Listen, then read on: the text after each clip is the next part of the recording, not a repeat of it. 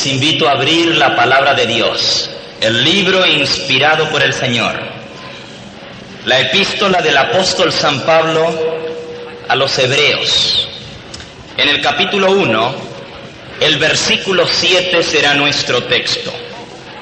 Hebreos capítulo 1 y versículo 7.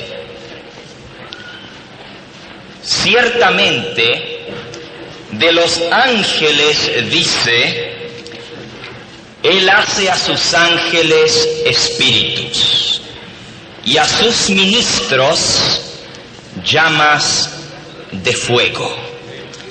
El sermón en esta tarde está basado sobre la palabra que usa el apóstol San Pablo aquí, que se traduce en nuestra Biblia como ministros.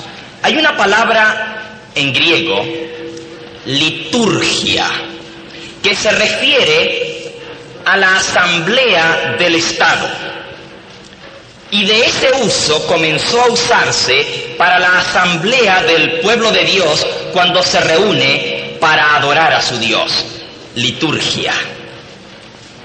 Hay una palabra que es muy parecida a esa, de la misma raíz, liturgos.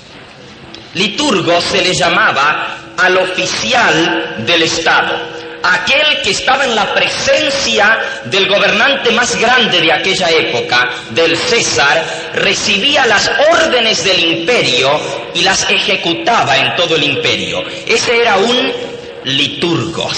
Y de ese uso del oficial del Estado pasó a usarse esa palabra liturgos para la oficial del Estado Mayor. El hombre que se para delante de Dios y recibe las órdenes del comandante celestial, del alto comando del cielo, y ejecuta sus órdenes en esta tierra. A él se le llama liturgos, ministro, y es la palabra que usa el apóstol San Pablo aquí. Así que aquel que está delante de Dios, que recibe las órdenes directas del emperador, del rey de reyes y señor de señores, y ejecuta esas órdenes aquí en esta tierra, es el ministro del Señor. Y aquí la palabra de Dios nos dice: Dios hace a sus ministros, ¿qué cosa, hermanos? Llamas de fuego. Eso significa que si están en la presencia de Dios, si reciben las órdenes de Dios y cumplen sus mandatos, entonces brillan, fulguran, están incandescentes, irradian luz, resplandecen, porque Dios hace a sus ministros llamas de fuego. Esto es verdad de los ángeles que ejecutan las órdenes de Dios en el cielo, los ministros suyos que ministran en el santuario celestial. Cuando el ángel de Jehová vino a Manoa y a su mujer para anunciarles el nacimiento de Samsón, Jueces capítulo 13, ellos ofrecieron un sacrificio de un cabrito sobre el altar. Y dice la palabra de Dios que el ángel hizo milagro a los ojos de Manoa y su esposa. Versículo 20 de Jueces 13, porque aconteció que cuando la llama subía del altar hacia el cielo, el ángel de Jehová subió en la llama del altar ante los ojos de Manoa y su esposa.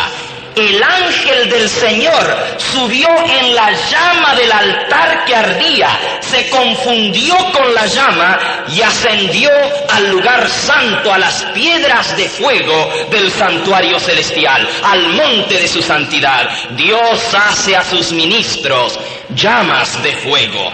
Siempre arden, siempre resplandecen, ya sean los ángeles que guardaban la puerta del huerto del Edén, o los ángeles que guardaban la puerta de la tumba en que Cristo fue sepultado, o sean los ángeles que anunciaron el nacimiento del Señor Jesús, o los ángeles con esos grandes mensajes del libro de Apocalipsis. Nos dice Apocalipsis 18:1: y vi a otro ángel volar por en medio del cielo con poder, y toda la tierra fue alumbrada con su gloria.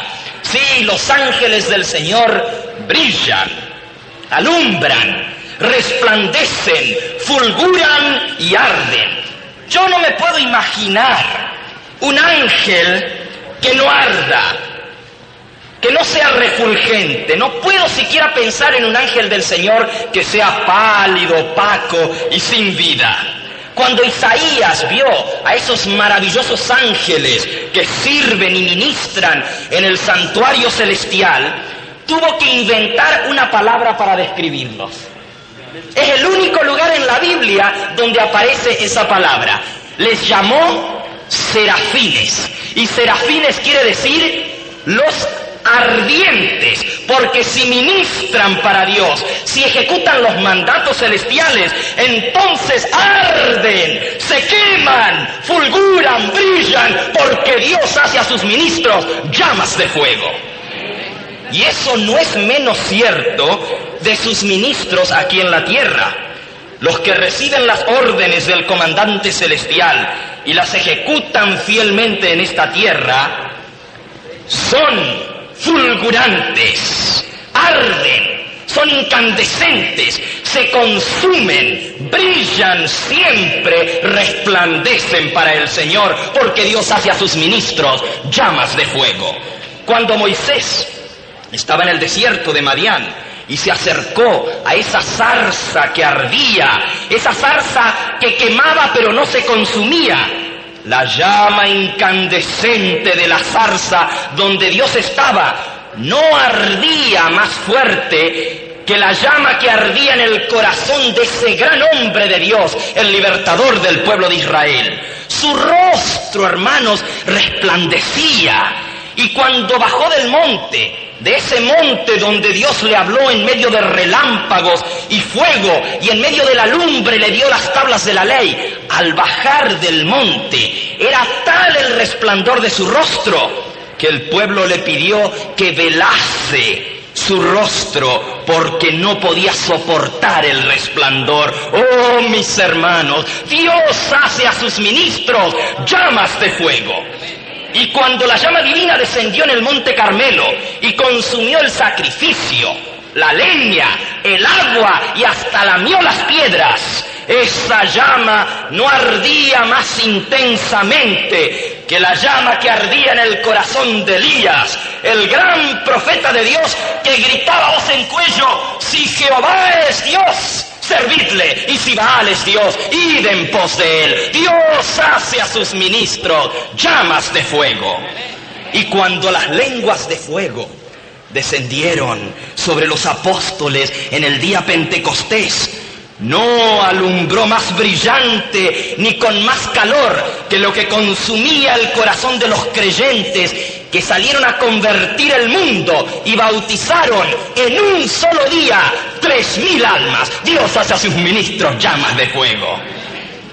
Y cuando la fulgurante llama celestial iluminó al archienemigo de la iglesia de Cristo, Saulo de Tarso, camino a Damasco, y por el intenso resplandor que emanaba del rostro refulgente del Hijo de Dios y cegó al caminante, no brillaba más furiosamente ni más intensamente en el rostro de Jesús de Nazaret, a quien él perseguía, que lo que llegó a fulgurar e incendiar ese material flamable que fue el gran apóstol a los gentiles, ese material combustible que fue Saulo de Tarso, hecho San Pablo. Dios hace a sus ministros llamas de fuego. Si es ministro del Señor, si está en la presencia de Dios, si sirve al refulgente Dios,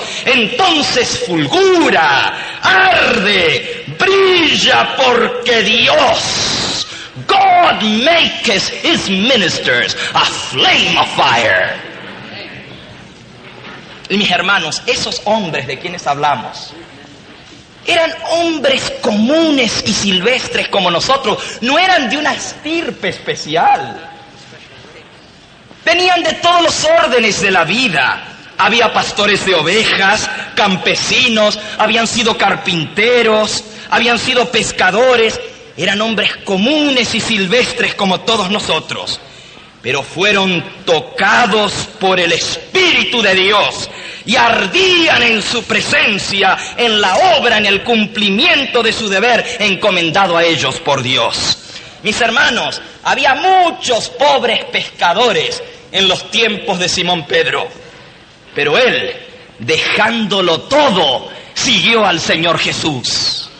Había muchos pobres zapateros en los días de Guillermo Carey, el gran misionero al Pacífico, pero con la Biblia en una mano y con el mapa del mundo en la otra, oró por la conversión del mundo entero y fue el mayor misionero que haya visto el mundo cristiano desde los días de los apóstoles. Y mis hermanos, había muchos pobres granjeros en el tiempo de Guillermo Willer, pero con la Biblia en la mano y el fervor del mensaje divino en sus labios, predicó un mensaje que conmovió al mundo. Dios hace a sus ministros llamas de fuego. Cuando el ministro tiene un mensaje del cielo, pues tendrá que expresarlo con el celo y el fuego del cielo. Mis hermanos, el ministro de Dios podrá venir de donde venga. Podrá ser rico o pobre, educado o humilde, grande o pequeñito, joven o viejo. Pero el que ejecuta las órdenes del Dios del cielo tendrá unas características que lo identificarán como ministro de Dios. Y la efectividad de un hombre no se halla en ninguna de esas características que yo he mencionado. Son otras, mis hermanos.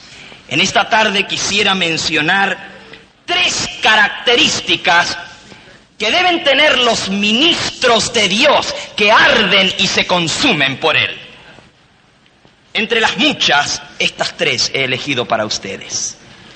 Primera característica: será un hombre que tiene una tremenda convicción, una seguridad profundo en su corazón de que su mensaje proviene de Dios. Una profunda convicción de que está ejecutando una obra para Dios, que tiene un mandato que cumplir, que le fue encomendado por Dios mismo. Hondo en su alma, profundo en su corazón, sabe que no es él, ni es lo que él dice, sino es el mensaje de Dios. Es un así dice Jehová. Una de las historias más interesantes que se encuentran en toda la Biblia es la historia de Amós. Amós era un hombre del campo, un ranchero, un campesino, como dicen los cubanos, un guajiro. Olía a heno recién cortado, olía silvestre, a ovejas y vacas. Y Dios lo mandó desde Tecoa, al sur de Judea, hasta el norte, a Betel, a donde el rey Jeroboam II tenía su capital del reino del norte, y donde el malvado rey había levantado un becerro de oro. Y Amós, mis hermanos, se paró fuera delante del palacio, en el parque central, en la plaza principal de la capital del reino del norte, y comenzó a predicar el mensaje de Dios. Amasías, el sumo sacerdote, lo escuchó y corrió a decirle a Jeroboam: no puedo soportar lo que predica, cállalo. La tierra no puede soportar sus palabras, mándalo a callar. Y Jeroboam el rey le dijo: cállalo tú. Y así Amasías se paró frente a Amós, el profeta de Dios, tratando de hacer callar al mensajero del Señor. Ah, mis hermanos, la historia se repite. A través de los siglos se encuentran ejemplos de cómo las autoridades civiles y religiosas han tratado de impedir que el mensaje profético de Dios se predicase, que el siervo de Dios cumpla las órdenes del Altísimo. Ahí está la historia de Pedro y Juan ante el Sanedrín. Ahí está la historia de Pablo ante Festo y Agripa y ante el emperador del Imperio Romano, el César. La historia de los valdenses ante la Inquisición. La historia de Savonarola ante los prelados papales. La historia de Martín Lutero en la dieta de Worms. La historia de Juan Hus y Jerónimo, que termina en la hoguera. La historia de Juan Knox, aquel reformador de Escocia, que de rodillas le decía al Señor: Señor, dame Escocia o me muero. Y la reina María se paró delante de él para hacerlo callar. La historia de los hermanos adventistas ante los comunistas rusos. Y más cerca de casa, hermanos, la historia de los hermanos cubanos frente a los comités por ser adventistas. La historia se repite, donde los oficiales del Estado y los prelados del credo tratan de callar al siervo de Dios, de parar al ministro de Dios. Y así, hermanos, Amasías se para frente a Amós y le dice, la historia está en el capítulo 7 de Amós, le dice: oye tú, oye predicador campesino, ven para acá. ¿Qué es lo que estás haciendo aquí en Betel? Vete de vuelta a tu tierra.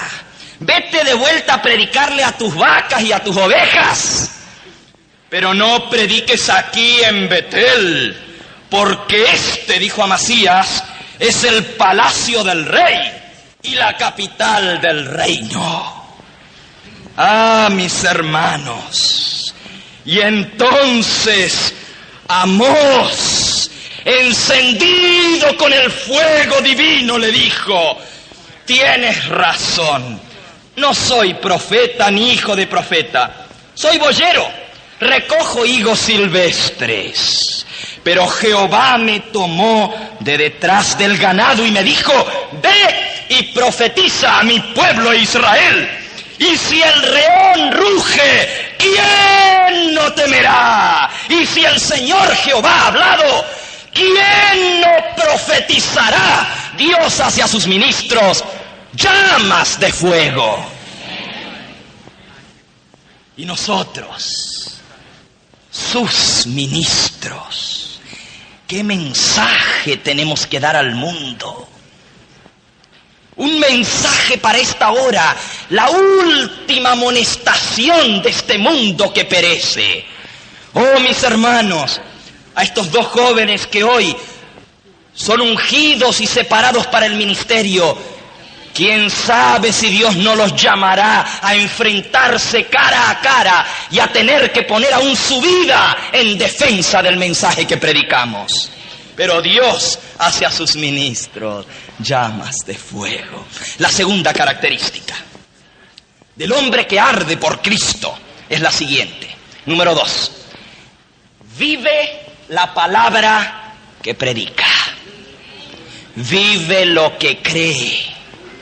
Vive lo que enseña. Es la característica que traduce en su vida su celo y su fervor, el mensaje que ha recibido para anunciar. Es un ejemplo en su hogar primero. Es ministro de su casa, de su esposa, de sus hijos. Ay de aquel que por ganar el mundo pierda a su familia. No hay excusa que dar ante Dios si pierde a sus hijos. Para eso tiene que vivir el mensaje que predica. Tiene que arder en su alma. El pastor es el ejemplo. Y hay muchos que dicen: hermano, el apóstol San Pablo dijo: sed imitadores de mí como yo de Cristo. Aquel que dice: hermano, no me mire a mí. Y tiene su lugar, por supuesto, esto. Ningún pastor debe ser endiosado, no. Somos humanos y estamos sujetos a debilidades. Pero el pastor que dice: hermanos, no me miren a mí, miren a Cristo, lo que en realidad está diciendo es: yo lo traté y no pude. Trata tú a ver si tienes mejor suerte. vive lo que predica, vive y testifica el mensaje que arde en su corazón, es leal a ese mensaje, no solamente palabras. Ay del ministro que predica lo que no cree, ay del ministro que engaña, que no es leal al mensaje que Dios le ha dado, que anda escuchando otras campanas que repican por allí. Cuidado, cuidado, que el tiempo que vivimos es difícil. Voy a la tercera característica. Esta tercera característica es una rara, una característica que no se imaginan. La primera, ¿cuál era? Tiene una profunda convicción de que su mensaje es de Dios. Un así dice Jehová. En otras palabras, arde en su alma. La segunda característica, vive lo que cree y predica. Arde en su vida. La tercera característica, vean qué rara. Está dispuesto a aceptar sus impedimentos. Su disposición a aceptar su inhabilidad, su obstáculo, su desventaja. Qué extraña característica, ¿verdad? Pero hermanos, todos tenemos impedimentos, todos tenemos obstáculos y desventajas. Ay de aquel que se cree que es apto para todo. Moisés le dijo a Dios: Señor, no sé hablar, soy tartamudo. Búscate mejor a otro, Señor. Y Dios le dijo: ¿quién dio la boca al hombre? Dios hacia sus ministros llamas de fuego. Jeremías le dijo al Señor: Señor, soy tímido, soy niño, tengo miedo de esa gente, no sé hablar. Mira que son rebeldes y duros, no me van a respetar. Y el Señor le dijo: haré de ti una columna de hierro y un mulo de bronce. No digas soy un niño, porque a todo lo que te mande irás tú y dirás todo lo que yo te diga. Dios hace a sus ministros llamas de fuego. Fue Jeremías el que al enfrentarse con ese pueblo duro de cerviz, que no le hacía caso, dijo en un momento, ustedes saben que Jeremías se llamaba el profeta llorón. ¿Y por qué lloraba? Porque el pueblo no le hacía caso. Hasta lo quisieron matar porque predicaba la verdad. Y un día dijo, Jeremías 29, no me acordaré más de él, no hablaré más en su nombre. No obstante, había en mi corazón como un fuego ardiendo en mis huesos. Quise sufrirlo y no pude. Dios hace a sus ministros llamas de fuego. Pedro le dijo al Señor: Señor, apártate de mí que soy hombre pecador. ¿Quién soy yo para ser tu discípulo? ¿Quién soy yo para que predique tu evangelio?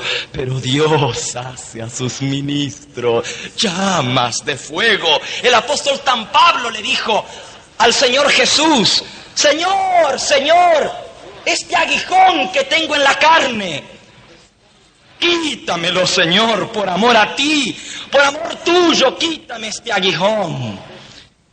Y el Señor le dijo: bástate mi gracia, porque mi poder se perfecciona en la debilidad. Dios hace a sus ministros llamas de fuego. Elena le dijo al Señor: no puedo, soy niña, débil, enferma. Elige a otro, Señor. Y el Señor le dijo: no digas así, pues todo lo que yo te diga dirás, porque al débil de los débiles escojo yo. Lo débil del mundo para avergonzar a lo fuerte, y lo necio del mundo para avergonzar a lo sabio, y lo vil del mundo y lo menospreciable y lo que no es, para deshacer lo que es, para que nadie se jacte en mi presencia. Dios hace a sus ministros llamas de fuego. Dios resiste a los soberbios y da gracia a los humildes. Hace un tiempo atrás, viajando por Massachusetts, pasé por un pueblito. No entré, estaba el nombre allí en la carretera donde señalaba el lugar para salir hacia Newburyport, Massachusetts. Allí fue donde murió George Whitefield, Jorge Whitefield. ¿Quién fue Jorge Whitefield? Mis hermanos, el pastor Whitefield estaba durmiendo arriba en el segundo piso en su casa, cuando vinieron sus familiares a decirle: hay mucha gente dentro de la casa, por las escaleras, afuera, en el porche, en el patio. Quieren escucharte predicar. Y Whitefield salió de su cama, prendió una vela, la puso en la escalera, en la baranda, y comenzó a predicar. Y predicó, y predicó, y predicó hasta que la vela se apagó. Y luego subió a su cuarto, se acostó, y esa noche murió de un terrible ataque de asma. Toda su vida, George Whitefield, el predicador más extraordinario, dicen que podía predicar de tal manera ese pastor que la gente venía a escucharlo por miles. Dicen que podía pronunciar la palabra Mesopotamia o Nabucodonosor de tal manera que hacía llorar a la gente. Miles fueron ganados por él para Cristo. Así predicaba de hermoso y emotivo. Pero toda su vida Jorge Whitefield jadeó por falta de aire, boqueó por su asma crónica. Pero Dios hace a sus ministros llamas de fuego. Hermanos, todos tenemos desventajas. Todos tenemos obstáculos e impedimentos en nuestra vida. La senda no es fácil para ninguno de nosotros. El camino es duro y pesado para todos. Hay dificultades, hay frustraciones y desánimos en la vida del ministro. Claro que las hay. No es todo color de rosas ni caminos forrados con pétalos. Puede haber impedimentos físicos, puede haber problemas en el círculo de la familia, problemas en la iglesia, problemas en el país donde vivimos, impedimentos, dificultades en nuestro ministerio, porque Satanás, sépanlo bien hermanos, ataca más duro a los pastores que a cualquier otro de los hijos de Dios, porque sabe que si hace caer a un pastor, con él caen cientos detrás de él. En todo nuestro esfuerzo por dedicar un buen servicio al Señor, surgen problemas, dolores y desalientos. Pero esa tercera característica del que se quema, del que se consume por el Señor, Dios mío, yo la acepto. Quiero quemarme, quiero consumirme en tu servicio, Señor. Quiero dedicar toda mi vida a ti. Hasta que se apague mi vela, Señor. Quiero quemarme por ti. Ayúdame, Señor, a hacer lo mejor que pueda. Aún con mis impedimentos y problemas, a hacer lo mejor que pueda, de la mejor manera que pueda hacerlo por ti. Ayúdame, Señor, a consumirme en tu servicio. Ayúdame a quemarme en este ministerio santo que amo. Oh Señor, quiero ser tu ministro. Y Dios, es Dios, mis hermanos, quien hace a sus ministros llamas de fuego. Que Él lo haga en ti y lo repita en ti. Dios haga de ti llama de fuego.